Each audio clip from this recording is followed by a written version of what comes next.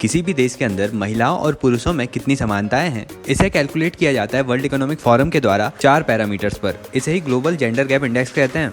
अब इस इंडेक्स के 4 पैरामीटर इस प्रकार हैं जो हर देश में कॉमन है। वर्ल्ड इकोनॉमिक फोरम मानता है कि यदि महिलाओं की दशा economic, educational attainment, health and survival तथा पॉलिटिकल एम्पावरमेंट में पुरुषों के समान है तो वह देश अपनी जनसंख्या में महिलाओं और पुरुषों में कोई भेदभाव नहीं करता। तो वर्ल्ड इकोनॉमिक फोरम निकाल रहा है ये इंडेक्स, 4 पैरामीटर्स है इसमें।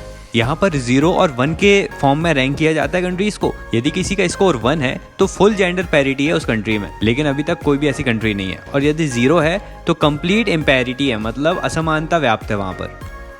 अब इस इंडेक्स में इंडिया की रैंकिंग है 126 कंट्रीज में से। पिछले साल हमारी रैंकिंग 135 थी, मतलब इम्प्रूवमेंट तो हुआ है, 127 में आ गए हम, लेकिन अभी भी इस क्षेत्र में बहुत प्रयास करने की जरूरत है। इंडिया ने 1.4% के पॉइंट से इम्प्रूवमेंट दिखाया है 2020 के कंपेरिजन में।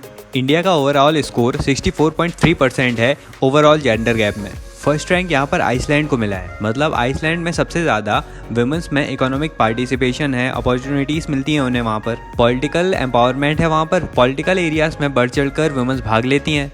फिर हेल्थ और सर्वाइवल में पूरी तरह उन्हें सपोर्ट मिलता है, वहाँ महिलाओं के जीवन को बहुत इंपॉर्टेंस दिया जाता है। साथ ही ज़्यादातर महिलाएं वेल एजुकेटेड हैं, एजुकेशन के पूरे अवसर दिए जाते हैं उन्हें। तो ये 4 पैरामीटर हैं ग्लोबल जेंडर गैप इंडेक्स के। इंडिया की रैंकिंग है 127। अब इसमें वर्ल्ड इकोनॉमिक फोरम की बात कर लेते हैं। तो ये 1971 में बना नॉट फॉर प्रॉफिट ऑर्गेनाइजेशन है। ये पब्लिक प्राइवेट कॉर्पोरेशन के माध्यम से काम करता है। हेडक्वार्टर है जेनेवा में। यहाँ पर various political leaders, business, cultural या अदर लीडर्स भी आकर, वे पब्लिक फिगर भी हो सकते हैं और प्राइवेट एंटिटी भी, जैसे स्पोर्ट्स पर्सन, ये सभी आकर यहाँ ग्लोबल, रीजनल और इंडस्ट्रियल एजेंडाज पर डिस्कशन करते हैं।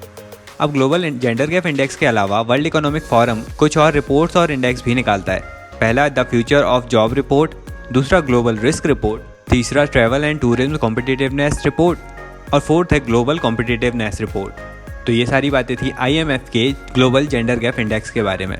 पहली बार चैनल पर आ रहे हो तो सब्सक्राइब कर लो, अभी ऐसे बहुत से कंटेंट आने बाकी है। यहाँ तक आ गए हो तो वीडियो लाइक करके जाना। Thank you so much for listening.